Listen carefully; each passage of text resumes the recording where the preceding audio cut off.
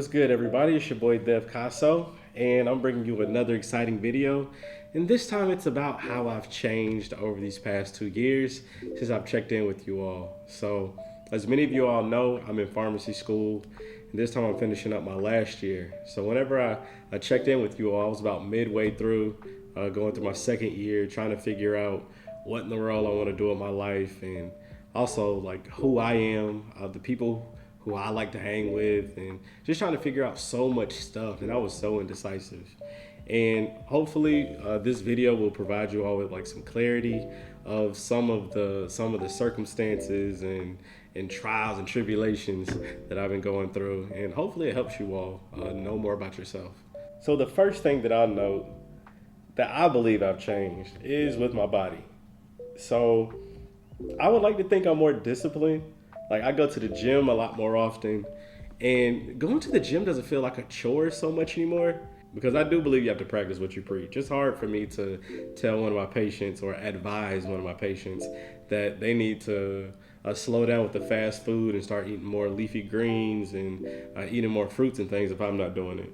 So over the past couple months, I have been much more consistent. And I can just go to the gym, I don't know, like 20, 30 minutes, whether if I'm on a treadmill or I'll be there a solid 45 minutes to an hour, like lifting weights, like going free weights or anything.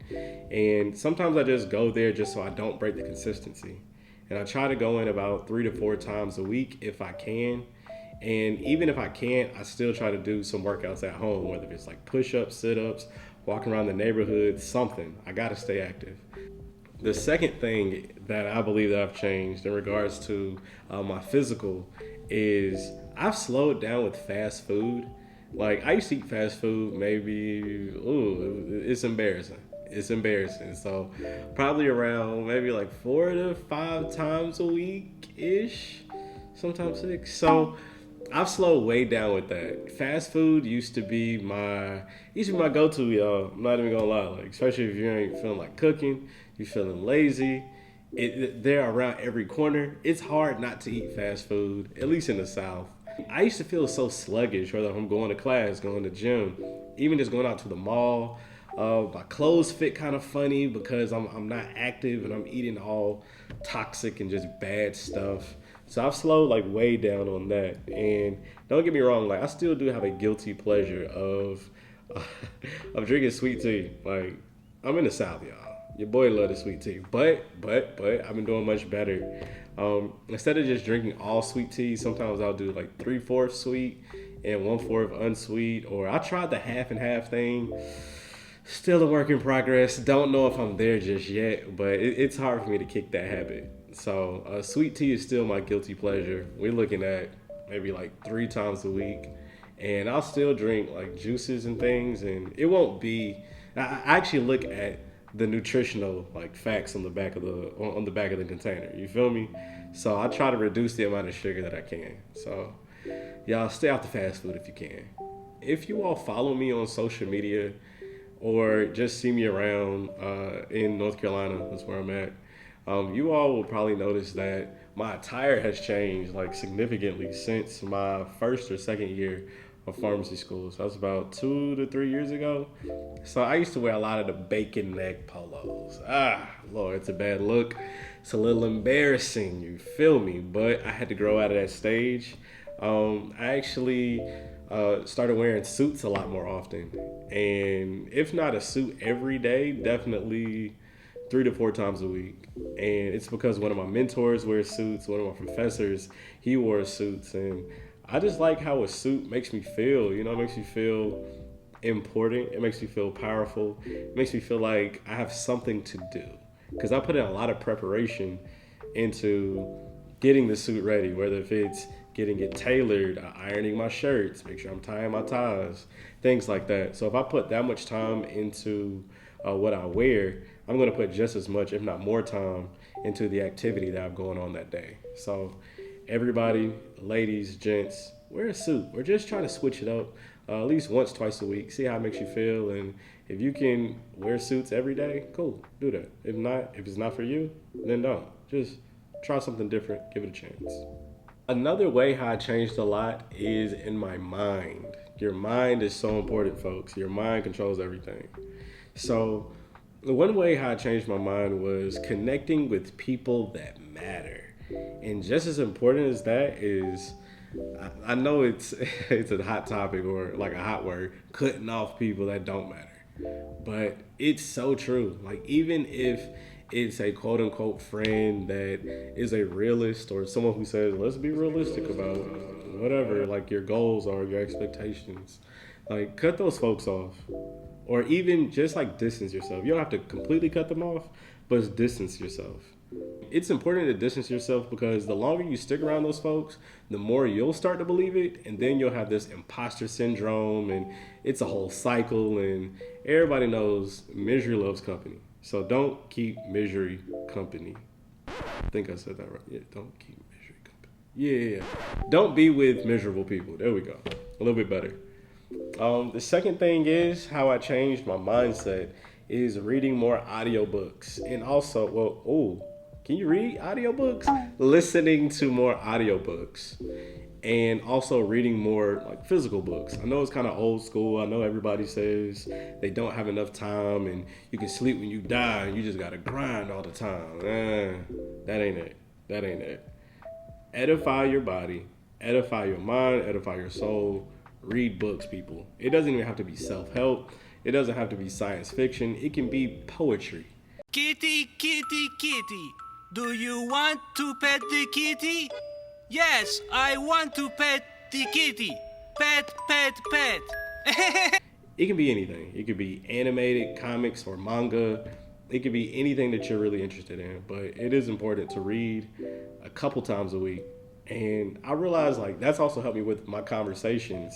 Like books give you a node or a pillar. It gives you some type of principles or values to stand on. It gives you a reference point.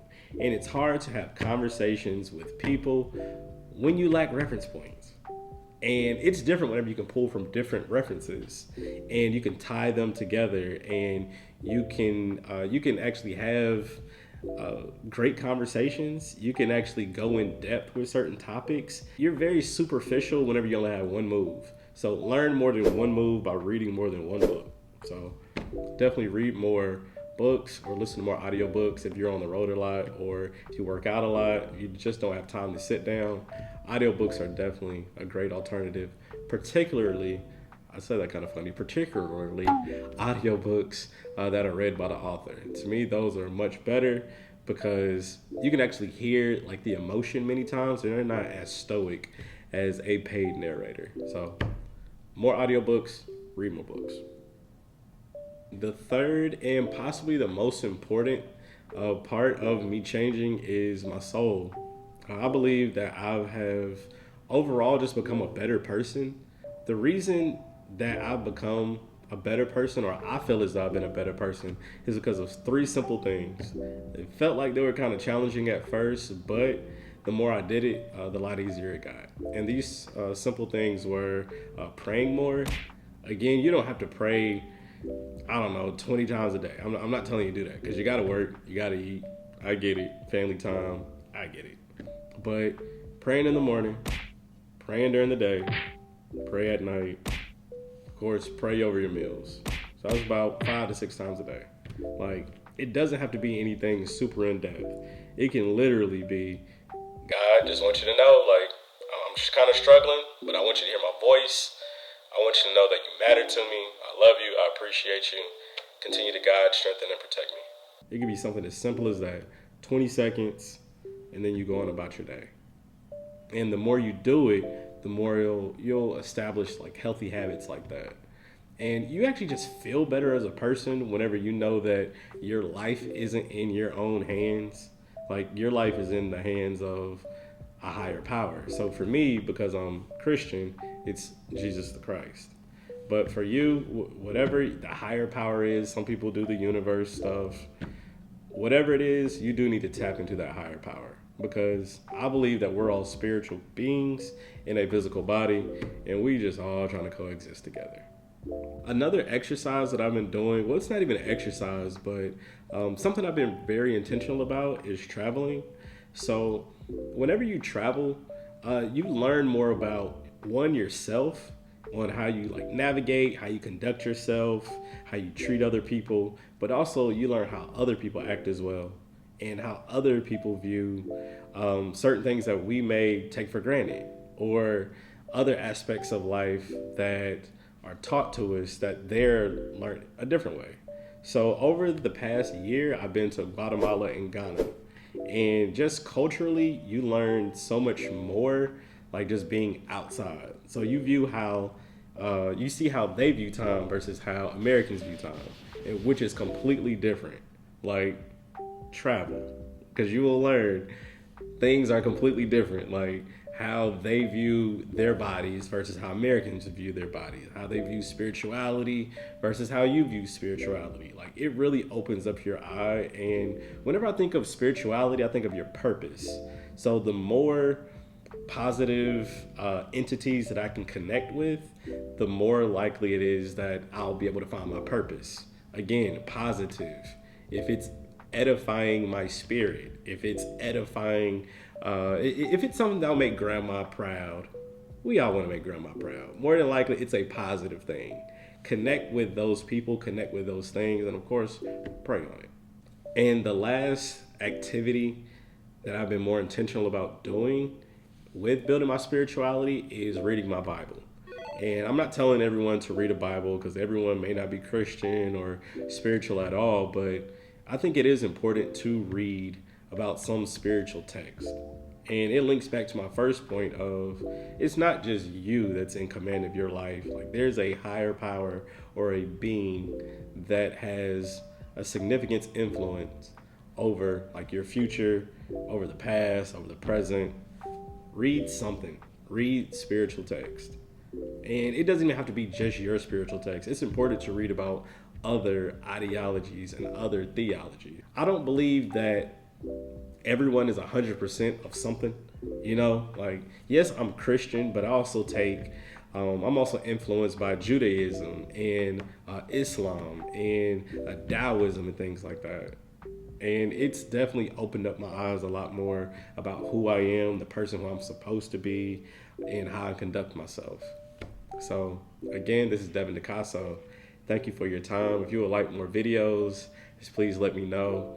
I will have more videos coming out consistently. Like, hold your boy accountable to that. So again, thank you. Thank you for staying tuned, and there'll be a lot more coming soon. Thank you. Peace.